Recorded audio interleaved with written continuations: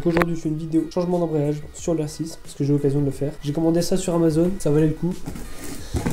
C'est un kit complet embrayage. Donc on a les ressorts, hop, ressort renforcé, EBC, des disques garnis, EBC aussi. C'est un kit qui est vendu par un magasin Kawasaki sur Amazon. Donc c'est vendeur Kawasaki, donc pas de problème. Hop, disque lisse. Et là on aura le joint de carter. Donc si ça vous intéresse, je vous mets le lien dans la description juste en dessous. N'hésitez pas à aller voir. Vos disques, il est temps de les changer quand votre moto elle patine tout le temps. Ou alors quand vous accélérez, mais que votre moto elle accélère plus, qu'elle monte dans les tours toute seule. Parce que tout simplement vos disques garnis, ceux-là, ils vont s'user. Et à la fin il restera plus que ces disques là qui vont frotter l'un contre l'autre. Et du coup ça va plus du tout marcher. Après avec le temps aussi, souvent, vos ressorts ils ont tendance à se tasser, à perdre leur écart. Donc toutes vos cotes, enfin, toutes les tailles sont dans le RMT. Et le RMT je le mets aussi dans la description. Le RMT c'est un peu le manuel d'atelier. Donc vous avez absolument toutes les cotes, toutes les mesures pour toutes les pièces. Le serrage de chaque vis, le couple, tout ce que vous voulez. Il y a toutes les informations. Comment démonter toute la moto de A à Z. Donc dans la description. Changer un embrayage ça peut faire peur parce qu'on va vraiment ouvrir le moteur. Quand on n'est pas bricoleur ça peut être impressionnant. Vous allez voir que c'est vraiment pas quelque chose de très compliqué. Surtout sur une moto comme le R6 où on n'a pas de système de double embrayage. Mais avant même de commencer, ce qu'il faut c'est faire tremper vos disques garnis dans l'huile moteur. Donc vous les mettez par exemple dans un sachet congélation avec de l'huile et vous le laissez une nuit ou tout comme ça. C'est ce qui va permettre plus ou moins de roder vos disques. Parce que sinon, si vous les mettez directement comme ça à sec, le temps que l'huile moteur les lubrifie, vont un peu s'arracher, ça va pas être bien. Donc c'est parti, on va faire tremper les garnis, on se change et on commence. Je vais aussi vous expliquer rapidement comment ça marche un embrayage multidisque. Comme ça vous comprendrez mieux votre moto. Allez c'est parti. Premier truc qu'on aura à faire, ce sera démonter le câble d'embrayage à la poignée et au carter. On va l'enlever ici. Donc ici c'est fait. Maintenant on passe côté carter. J'ai enlevé le câble d'embrayage. Ici. Du coup, j'ai aussi enlevé ce cache là pour que ce soit plus facile de voir. Alors normalement, avant de faire votre embrayage, vous devez faire une vidange parce que tout simplement votre embrayage il trempe dans l'huile et aussi pour éliminer toutes les merdes de votre embrayage, donc du disque usé ou quoi qui sera dans votre huile. Sauf que moi ma vidange je l'ai faite il y a une semaine ou deux, donc ça me fait chier d'en refaire une, je vais mettre une bassine en dessous. On va commencer par enlever le carter, donc toutes les vis que là, normalement il y en a 12. On va utiliser la méthode high side, prenez le carton, faites 12 trous, vous commencez tout en haut. C'est parti, clé de 8 et on dévisse.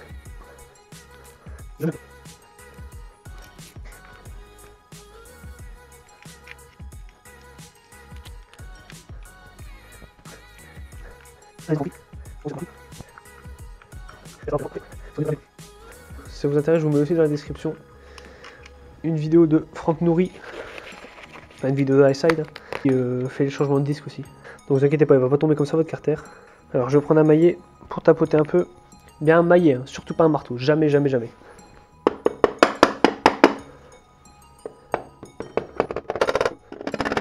Je veux pas vous voir avec un tournevis essayer de faire ça, je sais pas quoi, vous allez niquer votre joint. Enfin, vous allez niquer votre plan de joint. Donc la moto, je l'ai pas mis sur béquille d'atelier justement pour que l'huile se barre le plus possible de l'autre côté. Des béquilles, putain, il est bien collé ce temps. Préparez un chiffon pour pas poser votre carter sur le sol, ça compte le griffer. Ça y est, j'ai réussi. C'est beau.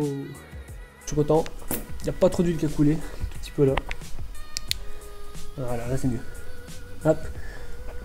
Donc là-bas, vous avez la chaîne pour la pompe à huile. Donc ça là-bas, c'est la pompe à huile. Hop. Là-bas, dans le fond, là, il y a un trou. C'est le trou pour la vidange, là-bas, ici, là, qui part ici. Hop.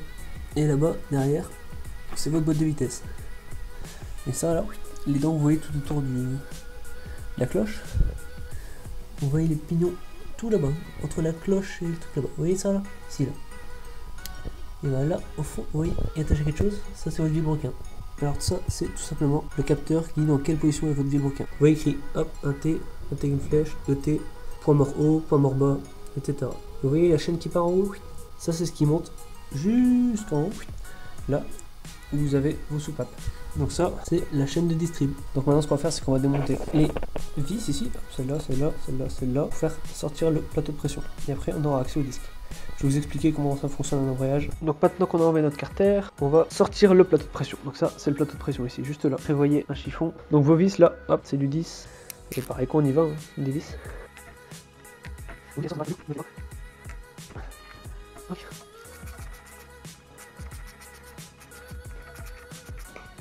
Faut pas hésiter à regarder s'ils ont une forme bizarre, ou s'ils sont placés d'une manière spéciale. Regardez, Par exemple, moi, vous voyez ici, ça c'est mes disques garnis, là, ce que vous voyez en marron. Il y en a un qui est là et les autres sont en décalé. Donc je vais refaire pareil, je vais remettre le dernier sera comme ça et les autres seront comme ça. N'hésitez pas à prendre des photos quand vous démontez les vôtres. Alors moi, comme je suis con, je le fais à chaud, du coup ça me brûle les doigts. Hop, vous avez votre ressort et votre vis. Regardez. Alors par contre, n'ayez pas peur, ça va pas vous exploser la gueule. C'est l'impression parce qu'il y a des ressorts, vous vous sentez un peu sur la vis, mais ça va pas vous péter la gueule. Donc là, on a enlevé les 5 ressorts avec les 5 vis, mon carter. Maintenant, on va virer le plateau de pression. Hop là. Hop. C'est beau, hein. C'est chaud, ça me fait. Aïe. Ça crame. Donc là, vous voyez, vous avez vos disques garnis. Et derrière chaque disque garni, je vais vous montrer, hop, il y a un disque lisse derrière, vous voyez. Donc ce qui se passe, c'est que la cloche tourne en même temps que le moteur. On a vu tout à l'heure que ici ils étaient reliés. Et vous voyez les ergots d'ici, de la cloche et les disques, ils sont ensemble, ils sont reliés. Du coup, toute votre cloche et vos disques garnis tournent ensemble. Et les disques lisses, ceux-ci là, ceux-là, vous voyez, eux ils sont reliés à l'intérieur, à la noix.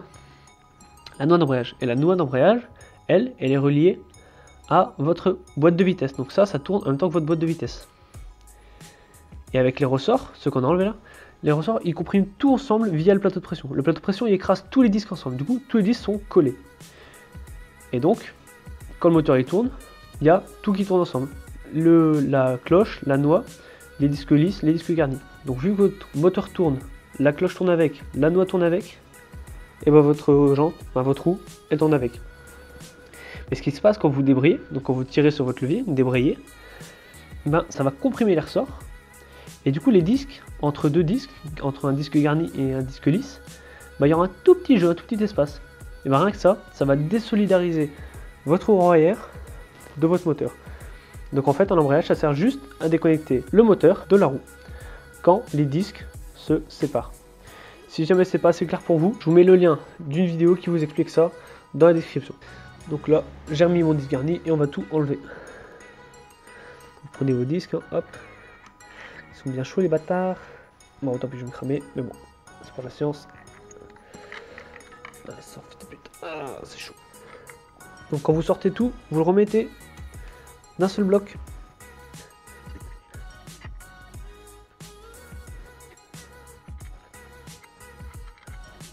Alors on y est. Alors, du coup, comprenez maintenant, regardez, quand je tourne ça, et ben, la cloche ne tourne pas. Ça c'est votre roue arrière, et ça, c'est votre moteur. Donc là, tant que vous y êtes, vous regardez que votre cloche elle n'est pas abîmée. C'est tout simple. Vous voyez, il y a des petites traces là, tac tac tac. Ça c'est les traces de vos disques. Faut clac clac clac clac clac comme ça. Et du coup ça fait ces petites traces. Ouais, vous arrivez à les voir ici, les traces noires là, juste là. Là, là, là. Et vous vérifiez qu'elles sont pas trop profondes. Si elles sont trop profondes, c'est que ça peut accrocher en fait. Si vous dites qu'il reste bloqué dans une rainure, bah votre embrayage il reste bloqué quoi. Il reste pas bloqué en position ouverte fermée quoi, il reste en mi-fermée, mi-ouverte, ça patine de tous les sens, c'est la merde. Et après, bah il suffit de remonter. C'est parti. Avant de tout remonter, je vais nettoyer un peu tout ça parce que c'est pas très propre. Et je vais aussi nettoyer mon carter et aussi votre plan de joint. Vous voyez ça là, merde là. Bah faut que ce soit parfaitement lisse partout, partout, partout. Donc vous allez tout brosser avec une éponge ou ce que vous voulez. Mais faut que ce soit nickel. Genre là c'est pas nickel. Là il y a des petits bouts partout. C'est pas beau, c'est pas propre. Faut que ce soit nickel, nickel. Et pareil sur votre carter. Tout là. Tout lavé. Tout ça. Ok, c'est bon, j'ai nettoyé tout le plan de joint. Maintenant, on va remettre les disques. Je les ai fait tremper dans l'huile pendant au moins 24 heures, je pense. Mais bon, juste une nuit, ça suffit. C'est juste histoire de dire qu'ils sont un peu imprégnés. Donc on commence. Je reste sur mon ancien embrayage. Hop. On commence par un disque garni. Hop. Alors les lisses, ils ont plus ou moins un sens. Donc vous voyez, je sais pas si vous allez voir, mais de ce côté-là, ils sont un peu, hop, ils sont un peu plus doux, ils sont biseautés. De l'autre côté, ils sont vraiment secs. Vous voyez, c'est vraiment un angle dur, quoi. Et il faut mettre le côté doux comme ça vers l'embrayage, vers la moto. Hop, nickel. Et on alterne, on continue. Garni, lisse, garni, lisse, garni, lisse, garni, lisse.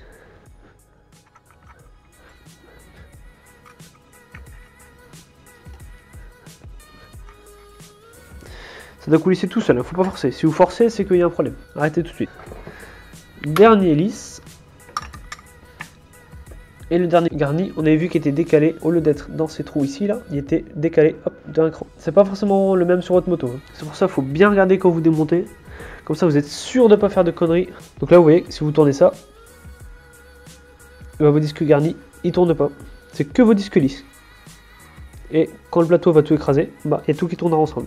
Alors maintenant, plateau de pression. Ça agit comme un disque lisse en fait. Vous voyez comment c'est la même matière, c'est la même fonction que les disques lisses qu'on a mis juste derrière. Ça n'a pas de sens vu que ça tourne tout le temps. Voilà. Parfait.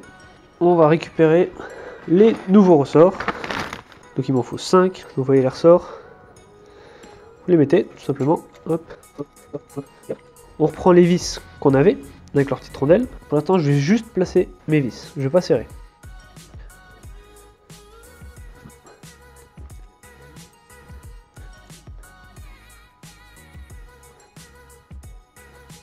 Enchaîner dans les RMT le couple de serrage de ces vis là, parce que Fashcare a eu la gentillesse de me prêter sa clé dynamométrique, je vais vous la ramener. J'ai été chercher le couple de serrage dans le RMT, donc vous voyez, hop, on est là.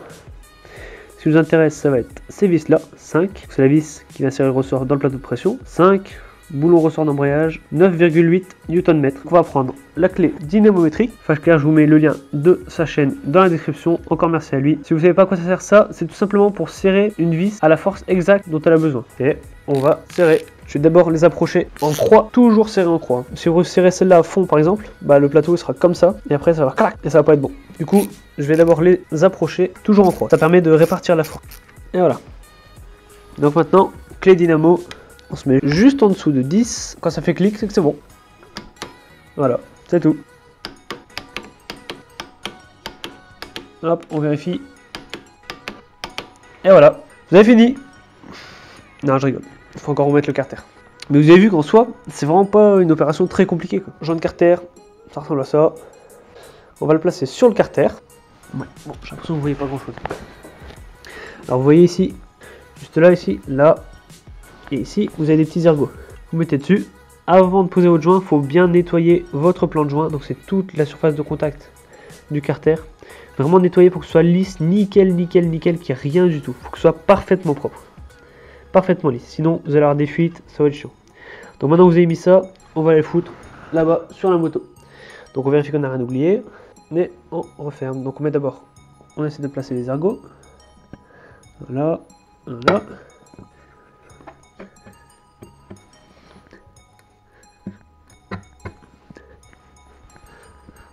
Hop, vérifiez que vous êtes bien en place, que votre joint il est bien mis partout. Vous vous souvenez, on avait commencé par ici et on recommence par ici avec la première vis. J'avais fait une petite flèche au cas où, parce que je suis un peu con. Il y a Brasi qui vient de rentrer. Ah ouais, Brasi, c'est une nouvelle moto aussi. Il a vendu la SV, je sais pas si vous avez vu sur l'Instagram. Je peux vous dire qu'elle est italienne. Je suis en train de parler de sa nouvelle moto. Vous verrez bientôt en vidéo, de toute façon, vu qu'il est revenu pour 2-3 semaines, on va peut-être pouvoir vous tourner la vidéo de la présentation de la nouvelle moto. Encore une fois, on regarde le RMT 9,8. C'est ça, on va la garder. Je vais pas la... Donc maintenant il ne reste plus qu'à remettre la commande de l'embrayage et pareil à votre levier. Donc là c'est bon, c'est fini. On a changé les disques, garni les disques lisses, les ressorts. On a remis le câble d'embrayage côté embrayage et le câble côté levier. Donc normalement, il n'y a pas de problème. Si on démarre et que ça cale, c'est que c'est la merde. Sinon, c'est que c'est bon. Prêt ? C'est bon. Et voilà, nickel.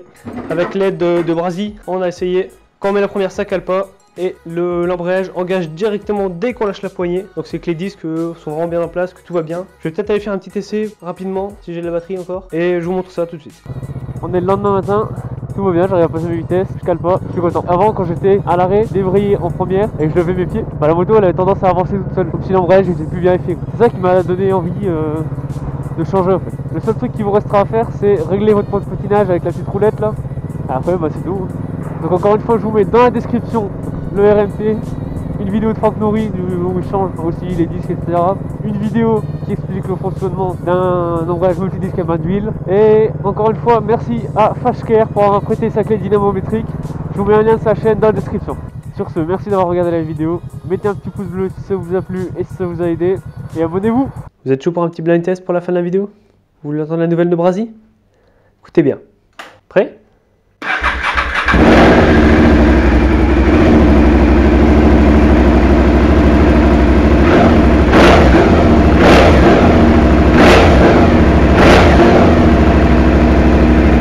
Hop, hop, hop, hop, hop, c'est tout.